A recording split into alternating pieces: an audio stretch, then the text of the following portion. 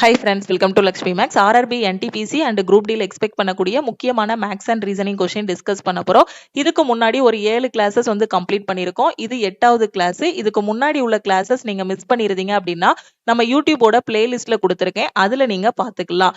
இப்பதான் புதுசா ரயில்வே படிக்கிறேன், எஸ்எஸ்சி படிக்கிறேன், எனக்கு ஒரு பெஸ்டான ஆன்லைன் கிளாஸ் வேணுங்கிற ஸ்டூடெண்ட் நம்ம லக்ஷ்மி மேக்ஸ் ஆப்ல இருக்கக்கூடிய ஆல் இன் ஒன் கோர்ஸ்ல நீங்க ஜாயின் பண்ணிக்கோங்க.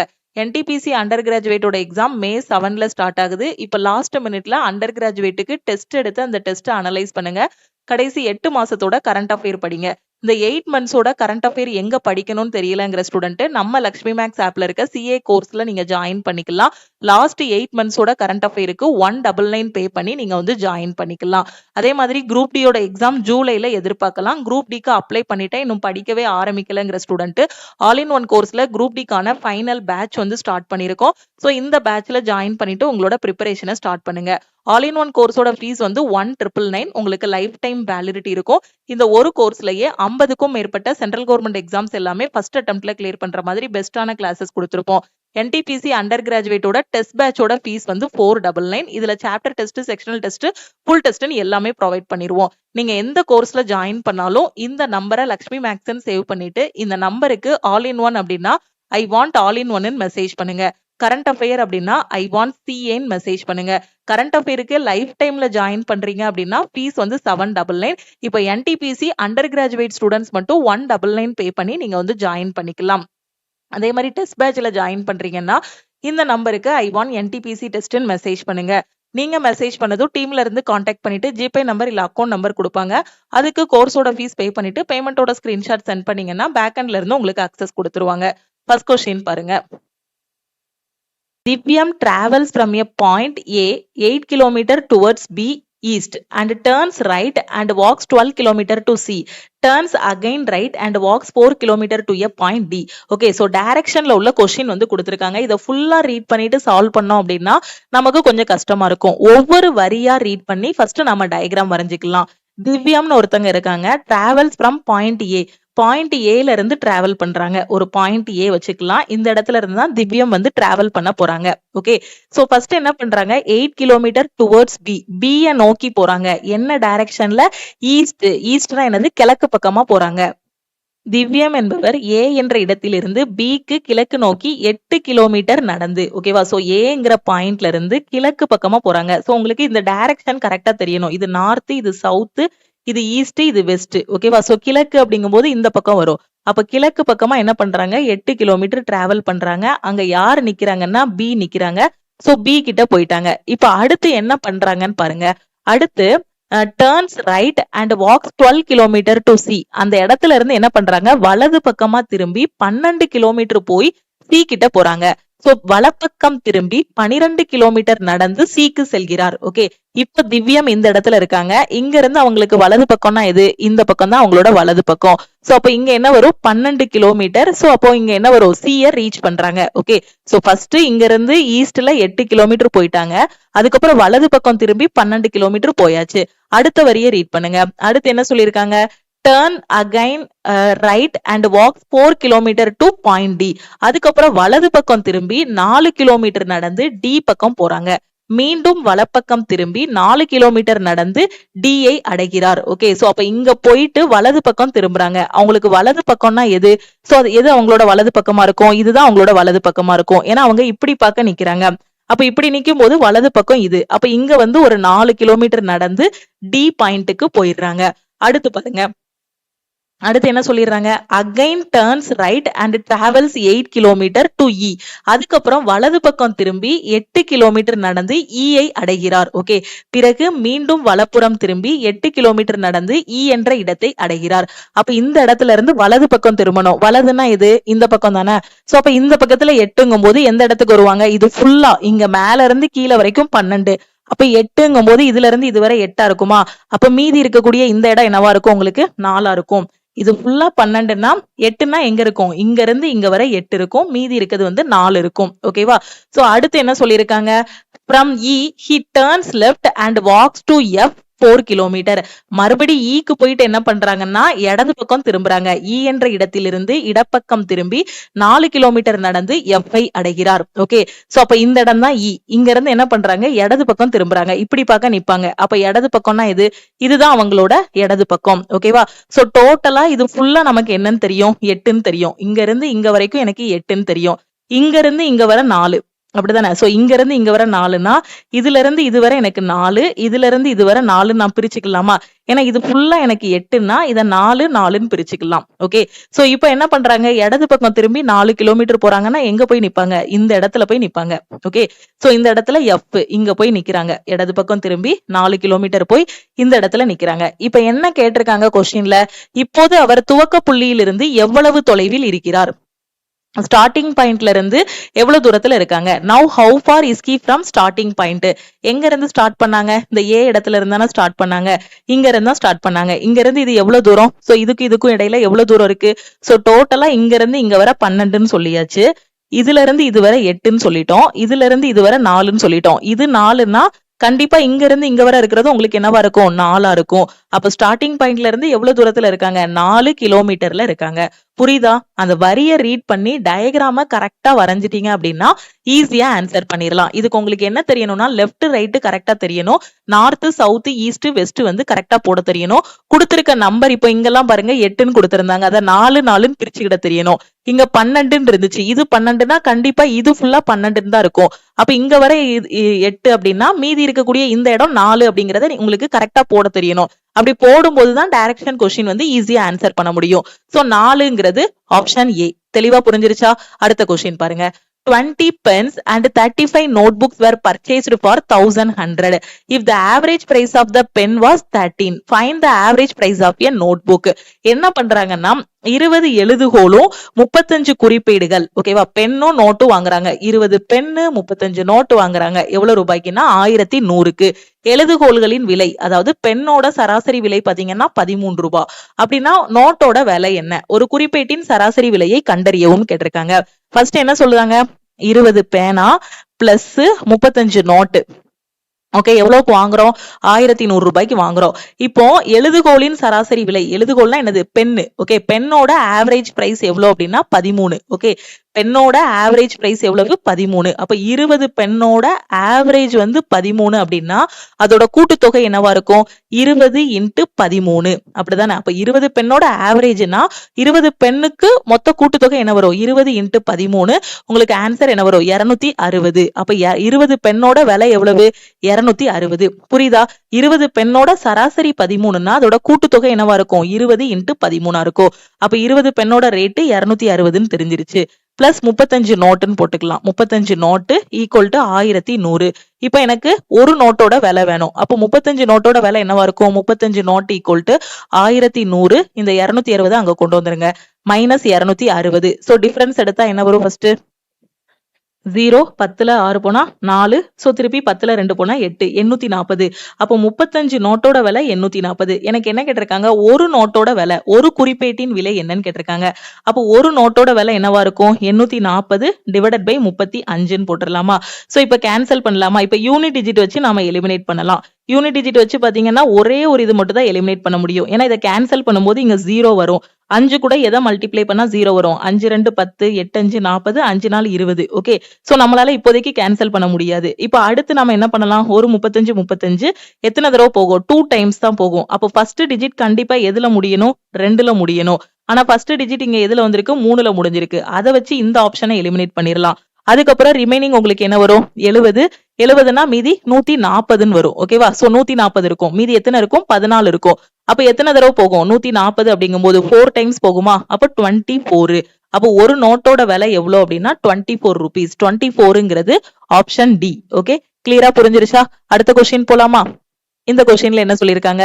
சோ கொடுத்திருக்க படத்துல எத்தனை முக்கோணங்கள் இருக்குங்கிறத கண்டுபிடிக்கணும். Okay, find how many triangles are there in the given figure. ரொம்ப ஈஸியான கொஸ்டின். இன்னைக்கு மார்னிங் யூடியூப்ல ஒரு ஷார்ட்ஸ் அப்லோட் பண்ணேனா, அந்த ஷார்ட்ஸ்ல இதுக்கான ஷார்ட்கட் சொல்லி கொடுத்துருக்கேன். ஜஸ்ட் ஒரு செகண்ட்ல ஆன்சர் பண்ற மாதிரி அந்த ஷார்ட்ஸ்ல இந்த கொஸ்டினுக்கான ஆன்சர் சொல்லி கொடுத்துருக்கேன்.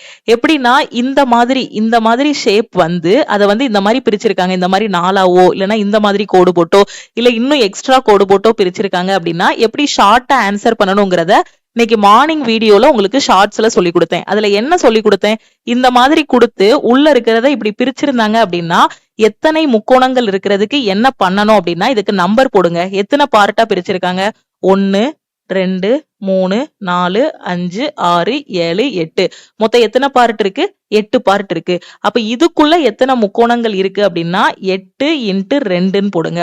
8 × 2ன்னு போட்டா எத்தனை, 16. அப்ப இந்த கட்டத்துக்குள்ள மட்டும் பாத்தீங்க அப்படின்னா 16 முக்கோணங்கள் இருக்கு. அது போக வெளியில 2 முக்கோணம் இருக்கு பாருங்க, 1 2. அப்ப 16 + 2 எத்தனை முக்கோணம், 18 முக்கோணங்கள் இருக்கு. நான் சொல்றது தெளிவா புரியுதா? காலையில ஒரு ஷார்ட்ஸ் வீடியோ அப்லோட் பண்ணேன். அந்த ஷார்ட்ஸ் வீடியோவை பாத்தீங்கன்னா உங்களுக்கு இன்னும் தெளிவா புரியும். ஒண்ணுமே இல்ல, இந்த மாதிரி கொடுத்து இப்படி பிரிச்சாங்கன்னா மொத்தம் எத்தனை பார்ட்டா பிரிச்சிருக்காங்கன்னு பாருங்க.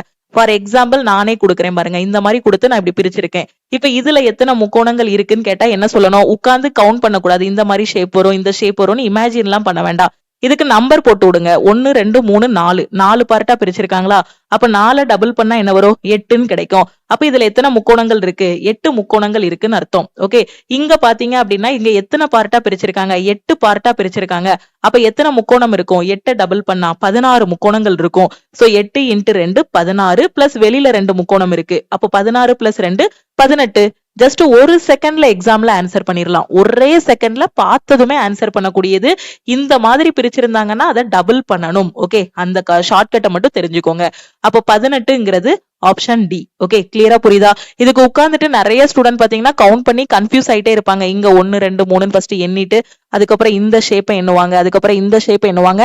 அப்படி எண்ணியும் ஆன்சர் கரெக்டா வரும். ஆனா எக்ஸாம்ல டைம் எடுக்கும். அதே இந்த ஷார்ட்கட் தெரிஞ்சிருச்சுன்னா பார்த்ததும் என்ன பண்ணிக்கலாம், சோ 8 இருக்கு, அப்ப 8 × 2 16, வெளியே 2 இருக்கு 18ன்னு போட்டு விட்டுறலாம். ஓகே, சோ இந்த மாதிரி ஷார்ட்கட்ஸ் எல்லாமே ஆல் இன் ஒன் கோர்ஸ்ல சிலபஸ் வைஸா உங்களுக்கு நான் ரீசனிங்ல டீச் பண்ணிருப்பேன். பேசிக் தெரியாத ஸ்டூடெண்ட் ஃபர்ஸ்ட் நம்ம கோர்ஸ்ல இருக்கக்கூடிய கிளாஸஸ் எல்லாத்தையும் பாத்துருங்க. ஓகே, சோ இதுல டவுட் இருக்காதுன்னு நினைக்கிறேன். ஜஸ்ட் இந்த மாதிரி பிரிச்சிருக்காங்கனாலே நம்ம என்ன பண்ணிக்கணும், இந்த மாதிரி நம்ம பாத்துக்கணும். அதே இது இப்போ இப்படி பிரிச்சிருக்காங்கன்னு வச்சுக்கோங்களேன், இந்த மாதிரி பிரிச்சிருந்தாங்கன்னா இப்பவும் அந்த மாதிரி போடலாம். எத்தனை பார்ட் வருதுன்னு போட்டுட்டு நம்ம என்ன பண்ணிக்கலாம், அதை வந்து டபுள் பண்ணிக்கலாம். ஓகே, அடுத்த கொஸ்டின் பாருங்க. The sum of two numbers is 20 and their product is 75. What is the sum of their reciprocal? So ரயில்வேல இது எவர்கிரீன் கொஸ்டின்னு சொல்லலாம். ரொம்ப வருஷ காலமா இந்த டைப் ஆஃப் கொஸ்டின் வந்து கேக்குறாங்க. 2 எண்களின் கூட்டுத்தொகை 20, அவற்றின் பெருக்கம் 75, அவற்றின் தலைகீழ்களின் கூட்டுத்தொகை என்னன்னு கேட்டிருக்காங்க.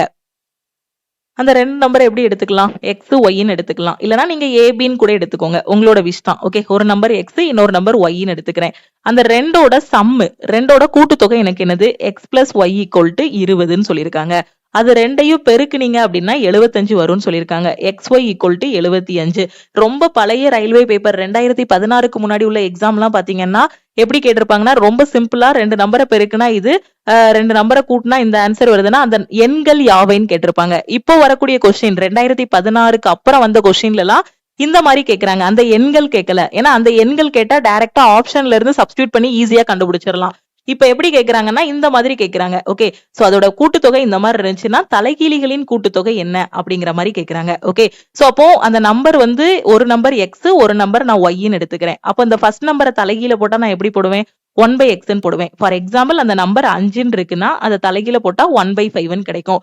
இப்ப எக்ஸ்ன்னு நம்பர் இருக்கு, அதை தலைகீழ போட்டேன்னா 1/x, ஒய்ய தலைகீழ போட்டேன்னா 1/y. எனக்கு கேட்டிருக்கிறது என்னது, தலைகீழிகளின் கூட்டுத்தொகை. ரெண்டையும் கூட்டணும். சோ இடையில பிளஸ் போட்டுக்கிறேன். அப்ப இது ரெண்டையும் கூட்டினா நான் என்ன பண்ணணும், எக்ஸுக்கும் ஒய்க்கும் எல்சிஎம் எடுக்கணும், எக்ஸ் ஒய்ன்னு கிடைக்கும். அப்ப இங்க என்ன பண்ணணும், எக்ஸ் ஒய்ன்னு மாத்தணும்னா மேலையும் கீழையும் ஒய்யால பெருக்கணும். அப்ப மேல வந்து ஒய்ன்னு கிடைக்கும். இங்க எக்ஸ் ஒய்ன்னு மாத்தணும்னா மேலையும் கீழையும் எக்ஸால பெருக்கணும். அப்ப எக்ஸ்ன்னு கிடைக்கும். அப்ப எனக்கு என்ன வருது, x plus y divided by x ஒய்ன்னு வருது. ஓகே, புரியுதா? அப்ப இந்த 1/x + 1/y அதோட தலைகீழியை ஆட் பண்ணேன்னா எனக்கு x + y divided by x ஒய்ன்னு கிடைக்குது. x + y யோட மதிப்பு என்ன, எனக்கு 20. xy யோட மதிப்பு என்ன, இப்பதான் கொஸ்டின்ல கொடுத்திருக்காங்க 75ன்னு. சோ அப்படி போட்டுடலாமா? இப்ப கட் பண்ணா என்ன வரும், 4 5 20, 15 5 75. அப்ப ஆன்சர் என்ன வரும், 4/15. 4/15ங்கிறது ஆப்ஷன் சி. தெளிவா புரியுதா? ஒரு நம்பரை எக்ஸ்ன்னு வச்சுக்கோங்க, இன்னொரு நம்பரை ஒய்ன்னு வச்சுக்கோங்க. தலைகிழியோட கூட்டுத்தொகை கேட்டிருக்காங்க. அப்போ 1/x + 1/y எல்சிஎம் எடுக்க போறோம். எல்சிஎம் எடுக்கும்போது இந்த ஃபார்மட்ல கிடைக்கும். அப்படியே அதை சப்ஸ்டியூட் பண்ண போறோம். ஆன்சர் வரப்போகுது. ஓகே, தெளிவா புரிஞ்சிருச்சா? அடுத்த கொஸ்டின் என்ன சொல்லியிருக்காங்க? A can finish a work in 15 days. B வந்து 20 நாள்ல முடிப்பான். C in 25 days. All these three worked together and earned 4,700. Share of C. A, B, C ன்னு 3 பேரும் சேர்ந்து வேலை பார்க்கறாங்க. 3 பேருக்கும் சம்பளம் வந்து 4,700 ரூபான்னு கையில கொடுத்தாச்சு. C யோட பங்கு என்ன? இதான் கொஸ்டின். ஓகே, A கிட்ட ஒரு வேலையை கொடுத்தோம் அப்படின்னா 15 நாள்ல அந்த வேலையை முடிக்கிறான். B கிட்ட ஒரு வேலையை கொடுக்குறேன் அப்படின்னா 20 நாள்ல முடிக்கிறான். C கிட்ட வேலையை கொடுக்குறேன்னா 25 நாள்ல முடிக்கிறான். 3 பேரும் சேர்ந்து வேலை பார்த்தாங்க அப்படின்ட்டு நான் 4,700 ரூபாய் கையில சம்பளம் கொடுத்திருக்கேன். இப்போ சிக்கு போகக்கூடிய பங்கு என்ன? இதுதான் கொஸ்டின். ஓகே, சோ அப்ப ஏ வந்து ஒரு வேலை எத்தனை நாள்ல முடிக்கிறான்? 15. பி முடிக்கிறது எவ்வளவு? 20 நாள். சி எவ்வளவு நாள்ல முடிக்கிறான்? 25 நாள். இப்போ இதை நான் எப்படி சொல்லி கொடுத்திருக்கேன் உங்களுக்கு? டைம் அண்ட் ஒர்க்கு எல்சிஎம் மெத்தட்ல நம்ம ஆப்ல சொல்லி கொடுத்திருப்பேன். அப்ப இந்த 3க்கும் எல்சிஎம் எடுங்க. 15, 20, 25. எல்சிஎம் எடுத்தா என்ன வரும்? பார்த்தோன்னே சொல்லிடலாம். இது 3க்கும் காமனான நம்பர். அப்ப என்ன வரும்? 300 எல்சிஎம்மா வருமா? சோ இதோட எல்சிஎம் வந்து உங்களுக்கு என்ன வரும்? 300 வந்து எல்சிஎம்மா வரும். அதுக்கான ஷார்ட்கட்டும் சொல்லி கொடுத்திருக்கேன். இருக்கிறதுலே பெரிய நம்பர் எதுன்னு பார்க்கணும். 25. அந்த 25 15ஆல டிவைட் ஆகுமா? ஆகாது. 20ஆல டிவைட் ஆகுமா? ஆகாது. அப்ப அடுத்து என்ன பண்ணணும்? 25 டபுள் பண்ணணும். டபுள் பண்ணோம் அப்படின்னா 50ன்னு கிடைக்கும். 50 வந்து 15ஆல டிவைட் ஆகாது. அதுக்கப்புறம் 25 ட்ரிபிள் பண்ணணும். அதுக்கப்புறம் 4 டைம்ஸ் பண்ணணும், 5 டைம்ஸ் பண்ணணும், ஃபைனலா 6 டைம்ஸ் பண்ணணும். ஓகேவா? சோ இந்த மாதிரி நாம பண்ணும்போது அந்த 3 நம்பரால எப்ப டிவைட் ஆகுதோ அதுதான் எல்சிஎம். இது ஒவ்வொரு டைமும் 1 டைம் 2 டைம்னு செக் பண்ண வேண்டாம். நீங்க பார்க்கும்போதே இது 3க்கும் காமனான நம்பர் 300 தான் கண்டுபிடிச்சிடலாம். ஓகேவா? அப்படி இல்லைன்னா ட்ரெடிஷனல் மெத்தட்ல 15, 20, 25ன்னு போட்டு எல்சிஎம் எடுப்போம் இல்லையா? 5 பொதுவா எடுப்போம். 3 5 15, 4 5 20, 5 5 25. திருப்பி எல்லாத்தையும் மல்டிப்ளை பண்ணிருங்க. 15 15 4 60, 6 5 30, 300 எல்சிஎம்மா வரும். ஓகே, ட்ரெடிஷனல் மெத்தட்லயும் எல்சிஎம் எடுக்கலாம். இல்ல பார்த்த உடனே நான் எல்சிஎம் கண்டுபிடிக்கிறதுக்கான ஷார்ட்கட் சொல்லி கொடுத்திருக்கேன் நம்ம ஆப்ல. சோ அந்த ஷார்ட்கட் மூலமாவும் நீங்க எல்சிஎம் கண்டுபிடிக்கலாம். நீங்க கண்டுபிடிக்கிற இந்த எல்சிஎம் தான் உங்களுக்கு என்னன்னா மொத்த வேலை, டோட்டல் ஒர்க். ஓகே, சோ இப்போ ஏயோட திறமை எவ்வளோன்னு கண்டுபிடிக்கணும். எஃபிசியன்சி என்னன்னு கண்டுபிடிக்கணும். அப்ப எப்படி கண்டுபிடிக்கலாம்? இந்த 15 எதால மல்டிப்ளை பண்ணா 300 கிடைக்கும்னு பார்க்கணும். அப்படி இல்ல தெரியலனா இந்த 15 எடுத்துட்டு வந்து இதுக்கு கீழே போட்டு பாருங்க. போடும்போது என்ன வருது? 20 வருதா? அப்ப அந்த 20 தான் ஏயோட எஃபிசியன்சி. இப்ப 20 300 மாத்தணும்னா எதால மல்டிப்ளை பண்ணணும்? தெரியலனா இந்த 20 எடுத்துட்டு வந்து கீழே போட்டு பாருங்க. கேன்சல் பண்ணா 15 வரும். அப்ப 20 கூட 15 மல்டிப்ளை பண்ணோம் அப்படின்னா நமக்கு 300 கிடைக்கும். 25 இருக்கு. 25 கூட எதை மல்டிப்ளை பண்ணா 300 கிடைக்கும்னு தெரியலனா 25 எடுத்துட்டு வந்து கீழே போடுங்க. ஓகே, சோ போடும்போது உங்களுக்கு ஆன்சர் என்ன வரும்?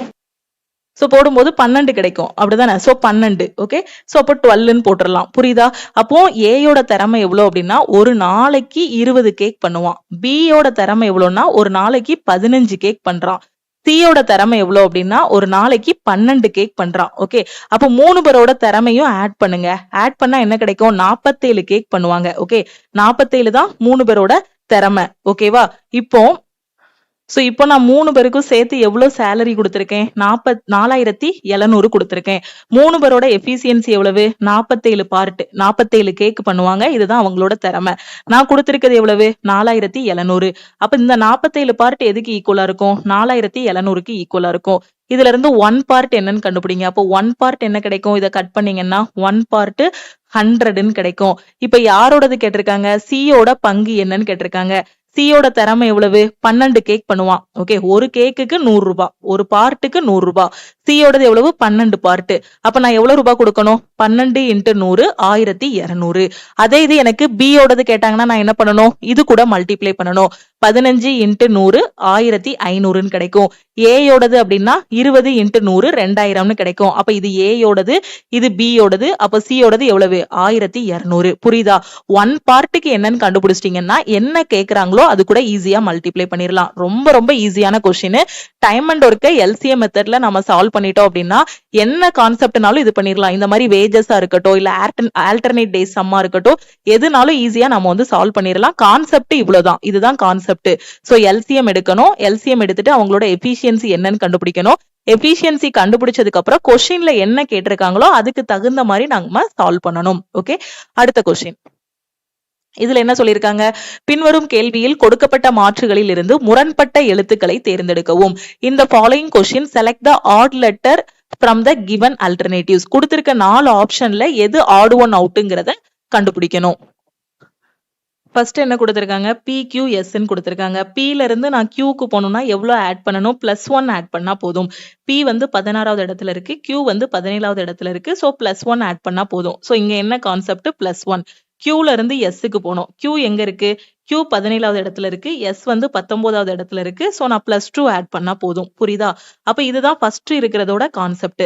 ரெண்டாவது உள்ளதுல பாருங்க, LNO இருக்கு. L இருந்து நான் Nக்கு போகணும். Lல இருந்து Nக்கு போகணும்னா நான் என்ன பண்ணணும், இங்க 12வது இடம், N 14வது இடம். சோ +2 ஆட் பண்ணணும். Nல இருந்து Oக்கு போகணும் அப்படின்னா நான் +1 ஆட் பண்ணணும். ஓகே, இப்ப அடுத்த இதை செக் பண்ணலாம். ZAC இருக்கு. Zல இருந்து நான் Aக்கு போகணும் அப்படின்னா நான் என்ன பண்ணணும், +1 ஆட் பண்ணணும். Zல இருந்து Aக்கு போகணும் அப்படின்னா +1 ஆட் பண்ணணும். Aல இருந்து Cக்கு போகணும் அப்படின்னா 1 + 2 3. அப்ப நான் +2 ஆட் பண்ணணும். இப்ப அதே மாதிரி JKM பாருங்க. JKM, J எங்க இருக்கு, 10வது இடத்துல இருக்கு. K எங்க இருக்கு, 11வது இடத்துல. சோ +1 ஆட் பண்ணணும். Kல இருந்து Mக்கு போகணும்னா +2 ஆட் பண்ணணும். இந்த 4 ஆப்ஷனை நல்லா பாருங்க. ஆப்ஷன் ஏல உள்ள கான்செப்ட் +1 +2, ஆப்ஷன் சில இருக்க கான்செப்ட் +1 +2, ஆப்ஷன் டில இருக்க கான்செப்ட் +1 +2, ஆப்ஷன் பில மட்டும்தான் நமக்கு லாஜிக் வேற மாதிரி வருது. அப்ப இதுதான் அந்த ஆட் ஒன் அவுட்னு நம்ம சொல்லிடலாம். இந்த ஆப்ஷன் பி தான் இதுக்கான ஆன்சர்னு சொல்லிடலாம். தெளிவா புரியுதா?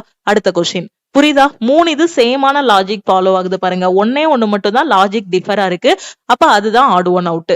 இந்த கொஸ்டின்ல என்ன சொல்லிருக்காங்க, the length of a cuboid is 3 times its height. Okay, ஒரு cuboid இருக்கு, அதோட length வந்து பாத்தீங்கன்னா heightல 3 times ஆ.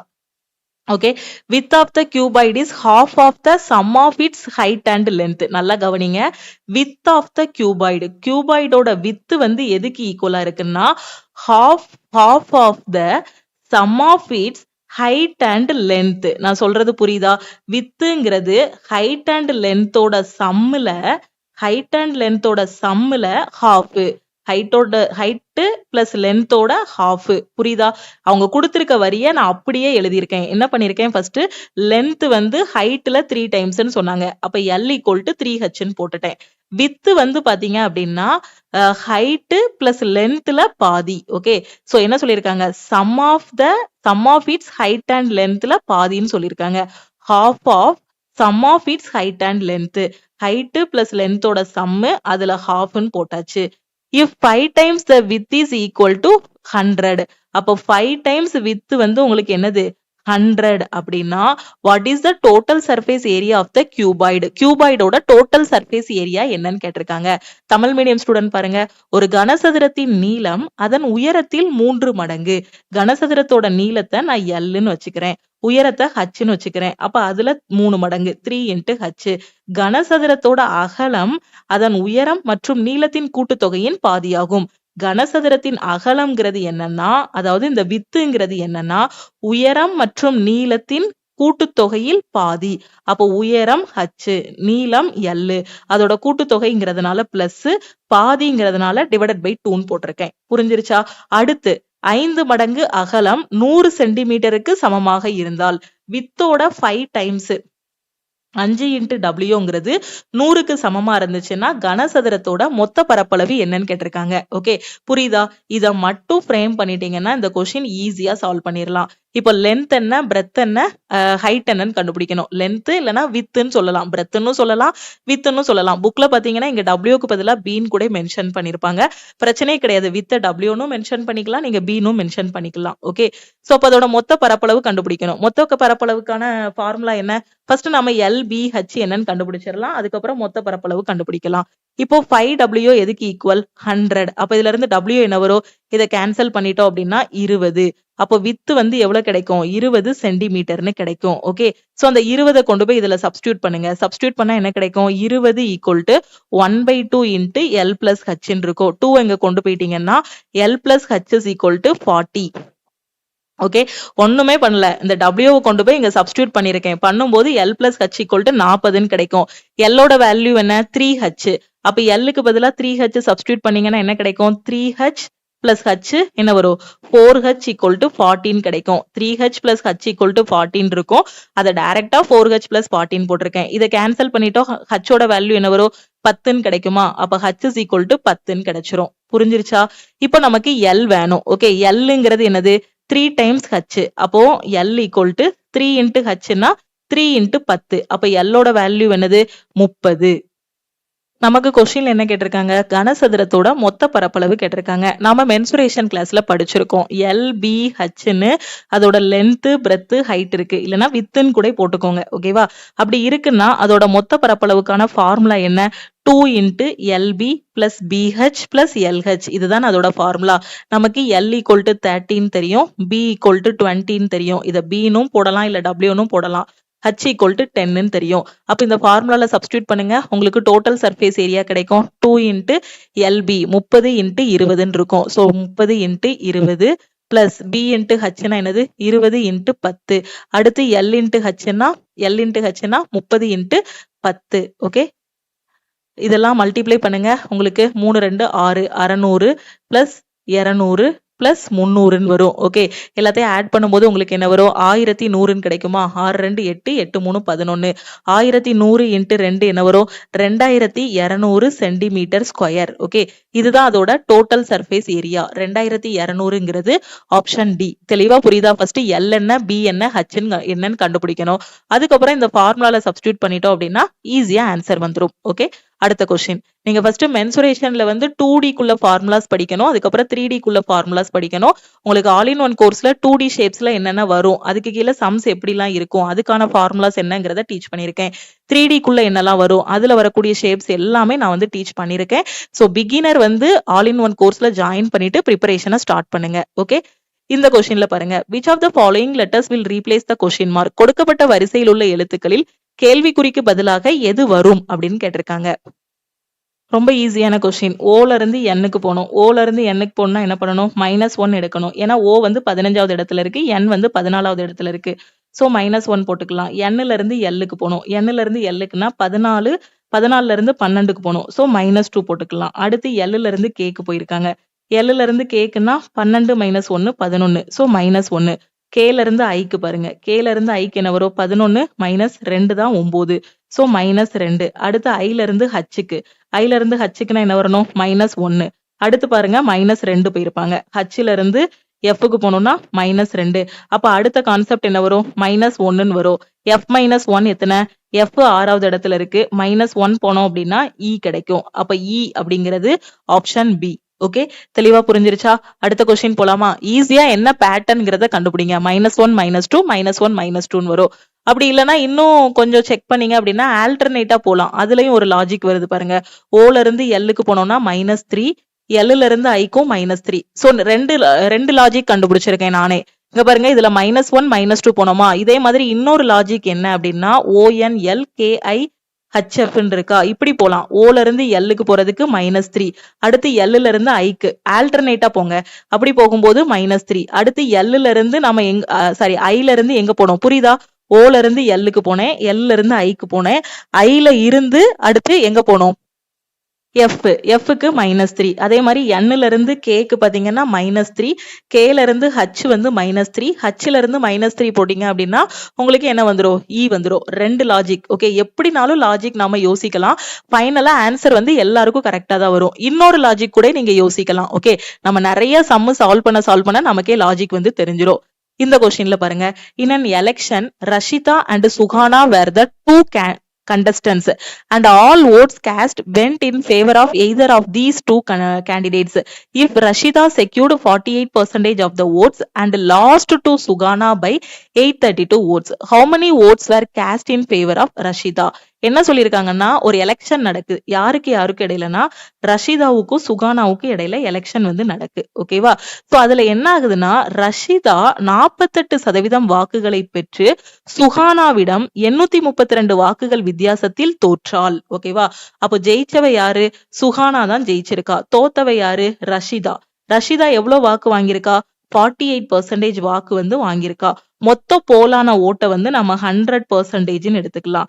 அந்த 100%ல ரஷீதா வந்து 48% வாங்கிட்டா அப்படின்னா மீதி இருக்கக்கூடிய 52% யாரு வாங்கியிருப்பா? சுகானா வாங்கியிருப்பா. அப்ப சுகானாவோட ஓட்டு எவ்வளவு? 52%. ஓகே. ரஷீதா 48% வாக்குகள் பெற்று எவ்வளவு வாக்கு வித்தியாசத்துல தோத்துருக்கா? 832 வாக்கு வித்தியாசத்துல தோத்துருக்கா. 832. அப்ப ரஷீதாவுக்கும் சகானாவுக்கும் இடையில சுகானாவுக்கும் இடையில இருக்கக்கூடிய அந்த வித்தியாசம் எவ்வளவு? 832. அப்படிதானே? அந்த வித்தியாசம் இருக்க போய் தானே ரஷீதா வந்து தோத்துருக்கா. புரியுதா? ரஷீதா வந்து 48% வாக்கு வாங்கியிருக்கா. சுகானா வந்து 52% வாங்கியிருக்கா. அப்போ இந்த 832 ரஷீதா வாங்கியிருந்தா அப்படின்னா 2 பேருமே ஈக்குவல் ஆயிருப்பாங்க. அப்படிதானே? அப்போ சுகானா வந்து இவளை விட என்னவா இருக்கா? 832 வாக்கு அதிகமா வாங்கியிருக்கா. ரஷீதாவை விட சுகானா 832 அதிகமா வாங்கியிருக்கான்னு சொல்லலாம். இல்ல சுகானாவை விட ரஷீதா 832 கம்மியா வாங்கியிருக்கா அப்படின்னு சொல்லலாம். இல்லனா வேற மாதிரி எப்படி சொல்லலாம்? ரஷீதாவுக்கும் சுகானாவுக்கும் உள்ள வித்தியாசம் எவ்வளவுனா 832ன்னு சொல்லலாம். ஓகே. ஒரு எக்ஸாம்பிள் சொல்றேன் பாருங்க. ஒரு கிளாஸ்ல ஃபர்ஸ்ட் ரேங்க் எடுத்துக்க பொண்ணு வந்து 460 மார்க் வாங்கியிருக்கா. செகண்ட் ரேங்க் பொண்ணு வந்து 458 மார்க் வாங்கியிருக்கா. ஓகேவா? அப்ப இவங்க 2 பேருக்கும் உள்ள வித்தியாசம் எவ்வளவு? 2 மார்க். அதே கதை தான் இங்கேயும். இவங்க 2 பேருக்கும் உள்ள வித்தியாசம் எவ்வளவு அப்படின்னா 832 ஓட்டு. ஓகேவா? அப்போ அந்த ஓட்டுகளோட எண்ணிக்கையில 832னா அந்த பெர்சன்டேஜ்ல எவ்வளவு டிஃபரன்ஸ் வரும்? 4%. 2 பேருக்கும் உள்ள வித்தியாசம் எவ்வளவு? 4%. அப்ப அந்த 4% எவ்வளவு? 832க்கு ஈக்குவலா இருக்குமா? நான் சொல்றது புரியுதா? 2 பேருக்கும் இடையில இருக்கக்கூடிய அந்த ஓட்டுகளின் எண்ணிக்கையின் வித்தியாசம் எவ்வளவுன்னு கொஸ்டின்ல சொல்லியிருக்காங்க? 832ன்னு சொல்லியிருக்காங்க. அதே இது பெர்சன்டேஜ்ல அந்த வித்தியாசம் பார்த்தோம் அப்படின்னா 52 - 48 4%. அப்ப அந்த 4% எதுக்கு ஈக்குவலா இருக்கும்? 832க்கு ஈக்குவலா இருக்கும். இதுல இருந்து 1%க்கு என்னன்னு கண்டுபிடிங்க. 1% என்ன வரும்? 832 டிவைடட் பை 4. சோ 2 4 8. சோ 0 8 4 32 208ன்னு கிடைக்கும். இப்ப என்ன கேட்டிருக்காங்க கொஸ்டின்ல? ரஷீதாவுக்கு ஆதரவாக எத்தனை வாக்குகள் அளிக்கப்பட்டன? ரஷீதா வந்து எவ்வளவு ஓட்டு வாங்கியிருக்கா? இதுதான் கொஸ்டின்ல கேட்டிருக்காங்க. ரஷீதா வாங்கியிருக்கிறது எவ்வளவு? 48%. 1% எவ்வளவு? 208. அப்போ 48%க்கு என்ன வரும்? 208 இன்ட்டு 48ன்னு போடுங்க. போடும்போது ஆன்சர் என்ன கிடைக்கும்? இது ரெண்டையும் மல்டிப்ளை பண்ணா 8 8 64, 8 2 16. அடுத்து 4 8 32, 8. சோ ஆன்சர் என்ன கிடைக்கும் உங்களுக்கு? 4 8 9 9. அப்போ 9 9 8 4. இதுதான் யாரோட வாக்குகள்? ரஷீதாவோட வாக்குகள். இப்போ உங்களுக்கான கொஸ்டின் என்ன அப்படின்னா சுகானாவோட டோட்டல் வாக்குகள் என்ன? சுகானாவோட டோட்டல் வாக்குகள் என்னங்கிறத மறக்காம கமெண்ட்ல சொல்லுங்க. ஓகே. இப்போ எனக்கு 1% நான் கண்டுபிடிச்சிட்டேன் அப்படின்னா நான் ஈஸியா கொண்டு வந்துடலாம். அப்படிதானே? 1% 208னா ரஷீதாவுக்கு 208 இன்ட்டு 48ன்னு போடணும். அப்ப சுகானாவுக்கு என்ன போடணும்? 208 இன்ட்டு 52ன்னு போட்டீங்க அப்படின்னா சுகானாவோட வாக்குகள் வரும். சோ அதை மறக்காம கமெண்ட்ல சொல்லுங்க. ஓகே. அடுத்த கொஸ்டின். இதுல என்ன சொல்லியிருக்காங்க? 4 bells ring at intervals 4, 6, 8 and 14 seconds. They start ringing simultaneously at 12 hours. At what time will they again ring simultaneously? 4 bell அடிக்கி 4, 6, 8, 14 வினாடிகளுக்கு இடைவெளியில் 4 மணிகள் ஒலிக்கின்றன. அவை 12 மணியளவின் போது ஒரே நேரத்தில் ஒலிக்க தொடங்குகின்றன. அப்படி என்றால் எந்த நேரத்தில் அவை மீண்டும் ஒலிக்கும்னு கேட்டிருக்காங்க. LCM and HCFன்னு ஒரு டாபிக் சொல்லி கொடுத்திருப்பேன் ஆல் இன் ஒன் கோர்ஸ்ல. அதுலதான் இந்த கொஸ்டின்ஸ் எல்லாமே நம்ம பார்த்திருக்கோம். இப்ப ஃபர்ஸ்ட் நாம என்ன பண்ணணும்னா இந்த 4, 6, 8, 14 இதுக்கான LCM வந்து கண்டுபிடிக்கணும். இதுக்கான LCM என்ன வரும் உங்களுக்கு? LCM வந்து 168. சோ 4, 6, 8, 14 இதோட LCM கண்டுபிடிக்கணும். சோ நீங்க ட்ரெடிஷனல் மெத்தட்லனாலும் போடலாம். ஓகே. சோ ரெண்டாவது வாய்ப்பாடு போடுங்க. 2 3 சோ 4 7ன்னு வரும். சோ திருப்பி 2 போட்டீங்கன்னா ஒரு டைம் போகும். சோ 2 7. திருப்பி நம்ம இதெல்லாம் மல்டிப்ளை பண்ணோம் அப்படின்னா 14 14 3 எத்தனை? 42. 42. So 42 into 4 168. ஓகே. அப்போ இதுக்கான LCM என்ன வருது? 168. ஓகே. 168 செகண்ட்ஸ். ஓகேவா? அப்போ ஃபர்ஸ்ட் மணி வந்து 12 மணிக்கு அடிச்சிருக்கு. ஓகே. ஃபர்ஸ்ட் மணி வந்து 12 o'clock வந்து அடிச்சிருக்கு. அடுத்து மணி வந்து எப்போ அடிக்கும்? 4 சேர்ந்து எப்போ ஒலிக்கும்னு கேட்டிருக்காங்க. ஓகேவா? ஃபர்ஸ்ட் பாத்தீங்க அப்படின்னா 12 மணிக்கு 4 மணி கட்டி விட்டுருக்காங்க. இந்த 4 மணியும் பாத்தீங்கன்னா 12 மணிக்கு ஒண்ணா அடிச்சிருக்கு. ஓகே. இனி அடுத்து எத்தனை மணிக்கு 4 மணியும் ஒண்ணா அடிக்கும்னு கேட்டிருக்காங்க. ஓகே. அப்ப இப்ப எனக்கு 12 மணில இருந்து அடுத்த 168 செகண்டுக்கு அப்புறமா தான் ஒன்னா அடிக்கும். அப்போ 12 மணி ஆகி அடுத்து அது ஒரு 168 செகண்ட் ஆனதுக்கு அப்புறம் தான் அடுத்த மணிகள் எல்லாமே என்னவா இருக்கும், ஒன்னா சேர்ந்து ஒலிக்கும். இங்க ஆப்ஷன்ல பாருங்க, எனக்கு நிமிஷம் செகண்டா மாத்திருக்காங்க. அப்ப இந்த 168 செகண்ட நீங்க எப்படி மாத்தணும் அப்படின்னா நிமிஷமாவும் செகண்ட்ஸாவும் மாத்தணும். ஓகேவா, ஈஸியா மாத்திரலாம் அப்படிதானே. ஒரு நிமிஷத்துக்கு எத்தனை செகண்ட், 60 செகண்ட். அப்ப இந்த 168 நம்ம எப்படி பிரிக்கலாம், 168 எப்படி பிரிக்கலாம், 2 நிமிஷம் 48 செகண்ட் பிரிக்கலாம். 2 நிமிஷம் 48 செகண்ட் பிரிக்கலாம். தெரியலையா, ரொம்ப சிம்பிள். 168 இங்க போடுங்க. ஒரு நிமிஷத்துக்கு எத்தனை செகண்ட், 60 செகண்ட். 60 வெளியே போடுங்க, 2 தடவை போகும் அப்படிதானே. சோ 120, ரிமைண்டர் என்ன வரும், 48. அப்ப 168 செகண்ட் நான் என்ன சொல்லலாம்னா 2 நிமிஷம் 48 வினாடிகள்னு சொல்லலாம். அப்ப அடுத்த மணி எப்ப அடிக்கும் எனக்கு அப்படின்னா 12 மணிக்கு அப்புறம் 12 மணி 2 நிமிஷம் 48 செகண்டா இருக்கும்போது அடுத்த மணி வந்து எனக்கு ஒலிக்கும். ஓகே, நாம ஈஸியா சொல்லிடலாம், 168 செகண்டுக்கு அப்புறம் அடுத்த மணி ஒலிக்கும்னு சொல்லிடலாம். அப்படியும் சொல்லலாம். அப்படி இல்லைன்னா அந்த 168 செகண்ட நிமிஷமாவும் செகண்ட்ஸாவும் மாத்திட்டு சொல்லலாம். ஓகே, அப்ப அடுத்த மணி 12 மணி 2 நிமிஷம் 48 செகண்டா இருக்கும்போது ஒலிக்கும். சோ அப்ப ஆப்ஷன் பி தான் இதுக்கான கரெக்ட் ஆன்சர். இதுல பாருங்க, கன்ஃபியூஸ் ஆகுறதுக்கு கொடுத்திருப்பாங்க 3 நிமிஷம் 44 செகண்ட்னு. ஏன்னா நிறைய பேர் பண்ற தப்பு என்னன்னா அந்த 168 கண்டுபிடிச்சிருவாங்க. அதை வந்து நிமிஷமாவும் செகண்ட்ஸாவும் மாத்துறதுல மிஸ்டேக் பண்ணிருவாங்க. அதுக்கு கான்செப்ட் என்ன அப்படின்னா ஒரு நிமிஷத்துக்கு 60 செகண்ட். அப்ப அந்த 168 நிமிஷமாவும் வினாடியாவும் பங்கு வைக்கணும். அப்ப என்ன பண்ணணும், 60ஆல டிவைட் பண்ணணும். டிவைட் பண்ணும்போது இதுல 2 நிமிஷம், கீழே இருக்கக்கூடிய ரிமைண்டர் வந்து என்னது உங்களுக்கு 48 செகண்ட்ஸ். ஓகேவா, அப்ப அடுத்து 12 மணி 2 நிமிஷம் 48 செகண்ட் இருக்கும்போது 4 மணியும் சேர்ந்து ஒலிக்கும். ஓகேவா, அடுத்த கொஸ்டின் பாருங்க. The simple interest obtained by a person on a principal of rupees 6,000 in 5 years is 200% of the principal. What is the annual rate of interest? ஒரு நபர் 6000 ரூபாய் அசல் மீது 5 ஆண்டுகளில் பெறும் தனி வட்டி அசல் தொகையில் 200% என்றால் வட்டி விகிதம் என்னன்னு கேட்டிருக்காங்க. ஓகே, சோ இப்போ அசல் எவ்வளவு பேங்க்ல போட்டிருக்காங்க, 6000 ரூபாய் போட்டிருக்காங்க. எத்தனை வருஷத்துக்கு போட்டிருக்காங்க, 5 வருஷத்துக்கு போட்டிருக்காங்க. அவருக்கு கிடைக்கக்கூடிய தனி வட்டி எவ்வளவு, சிம்பிள் இன்ட்ரெஸ்ட் 200% ஆஃப் அசல், 200% ஆஃப் எவ்வளவு, பிரின்சிபல். அப்ப பிரின்சிபல் 6000னா அவருக்கு சிம்பிள் இன்ட்ரெஸ்ட் எவ்வளவு கிடைச்சிருக்கும், 200% ஆஃப் 6000 அப்படின்னு கிடைச்சிருக்கும் அவரோட அமௌண்ட். ஓகே, கையில கிடைக்கக்கூடிய அந்த இன்ட்ரெஸ்ட். இப்போ ரேட் ஆஃப் இன்ட்ரெஸ்ட் என்னன்னு கேட்டிருக்காங்க. நமக்கு என்ன தெரியும், தனி வட்டிங்கிறது PNR டிவைடட் பை 100. சிம்பிள் இன்ட்ரெஸ்ட்ங்கிறது என்னது, PNR டிவைடட் பை 100 தெரியும். சிம்பிள் இன்ட்ரெஸ்ட் எவ்வளவு, 200% into 6000. இதுதான் உங்களுக்கு என்னது, சிம்பிள் இன்ட்ரெஸ்ட். இல்லனா 200% 200 டிவைடட் பை 100னாலும் எழுதிக்கோங்க, உங்களோட விஷ் தான். 200% வச்சுனாலும் நீங்க கேன்சல் பண்ணிக்கலாம், இல்ல 200 டிவைடட் பை 100னாலும் போட்டுக்கலாம். Okay, simple interest equal to PNR divided by 100. P வந்து 6000, N வந்து எவ்வளவு, N சொல்லலாம், இத T சொல்லலாம், time period. Okay, 5 into R தான் கண்டுபிடிக்கணும். R டிவைடட் பை 100 போட்டுறலாம். ஓகே, இங்கேயும் 6000 இருக்கு, இங்கேயும் 6000 இருக்கு, கட் பண்ணிரலாம். இங்கேயும் 100 இருக்கு, இங்கேயும் 100 இருக்கு, கட் பண்ணிரலாம். ஓரஞ்சு 5, 4 5 20, 0 40. அப்ப ரேட் ஆஃப் இன்ட்ரெஸ்ட் வந்து எவ்வளவு, 40%. ஓகே, 40% அப்படிங்கிறது ஆப்ஷன் சி. கிளியரா புரியுதா? அடுத்த கொஸ்டின் போலாமா? இந்த கொஸ்டினை இவ்வளவு தூரம் எழுதி இப்படிதான் சால்வ் பண்ணணுமா அப்படின்னு கேட்டீங்கன்னா இவ்வளவு தூரம் எழுத வேண்டிய அவசியம் இல்ல. என்ன பண்ணிடலாம்னா மைண்ட்லயே கால்குலேட் பண்ணிடலாம். PNR டிவைடட் பை 100 தானே ஃபார்முலா. அப்போ அந்த 6000 into 5 ஈக்குவல் டு எதுக்கு ஈக்குவலா இருக்கும், இந்த பக்கம் ரைட் சைட்ல வரக்கூடிய 200% ஆஃப் 6000. அப்ப இங்கேயும் 6000 வருது, இங்கேயும் 6000 வருது, எழுதவே வேண்டாம், அதுலயே கேன்சல் பண்ணிடலாம். அப்ப இது ரெண்டையும் மட்டும் டிவைட் பண்ணா போதும். அப்ப 200 டிவைடட் பை 5 போடும்போது 40% கிடைக்கும். ஓகே, கிளியரா புரியுதா? அடுத்த கொஸ்டின்.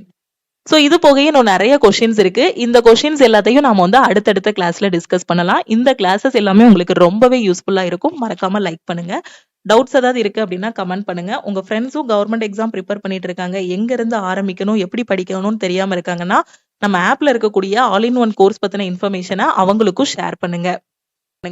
NTPC அண்டர் கிராஜுவேட்ல 40 கொஸ்டின் ஜெனரல் அவேர்னஸ் அப்படின்னா கரண்ட் அஃபேர்ல இருந்து 18 கொஸ்டின் வரைக்கும் நம்ம எதிர்பார்க்கலாம். சோ இதுல ஃபுல் மார்க் வாங்கணும், 18க்கு 18 கரண்ட் அஃபேர்ல நான் வாங்கணுங்கிற ஸ்டூடெண்ட் CA கோர்ஸ்ல நீங்க ஜாயின் பண்ணிக்கலாம். CA கோர்ஸுக்கு 799 பே பண்ணிட்டீங்கன்னா லைஃப் டைம் வேலிடிட்டி இருக்கும். NTPC அண்டர் கிராஜுவேட்டுக்கு கடைசி 8 மாசத்தோட CA மட்டும் போதுங்கிற ஸ்டூடெண்ட் 199 பே பண்ணி நீங்க ஜாயின் பண்ணிக்கலாம். அதே மாதிரி NTPC அண்டர் கிராஜுவேட்டுக்கு இப்ப இருக்கிற டைம்ல நான் டெஸ்ட் எடுக்கணும், குரூப் டிக்கு டெஸ்ட் எடுக்கணுங்கிற ஸ்டூடெண்ட் டெஸ்ட் பேட்ச்லயும் ஜாயின் பண்ணிக்கோங்க. டெஸ்ட் பேட்சோட ஃபீஸ் வந்து 499. ஸோ எந்த கோர்ஸ்ல ஜாயின் பண்ணாலும் இந்த நம்பருக்கே வாட்ஸ்அப்ல மெசேஜ் பண்ணுங்க.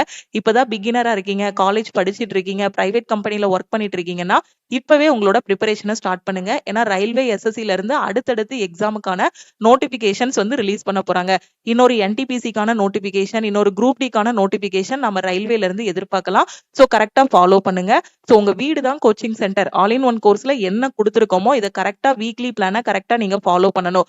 அதே மாதிரி இதுல இருக்க ரெக்கார்டட் கிளாஸஸை ப்ராப்பரா ஃபாலோ பண்ணிட்டு கொடுத்திருக்க வீக்லி டெஸ்ட்டை கரெக்டா அட்டன் பண்ணிட்டே வந்தீங்கன்னா எந்த எக்ஸாம்னாலும் உங்களால ஃபர்ஸ்ட் அட்டெம்ப்ட்ல கிளியர் பண்ண முடியும். லக்ஷ்மி மேக்ஸோட டெலிகிராம் சேனல் அண்ட் குரூப்லயும் ஜாயின் பண்ணிக்கோங்க. இன்ஸ்டாகிராம்லயும் லக்ஷ்மி மேக்ஸை ஃபாலோ பண்ணிக்கோங்க. திருப்பியும் நெக்ஸ்ட் கிளாஸ்ல நாம மீட் பண்ணலாம். தேங்க்யூ.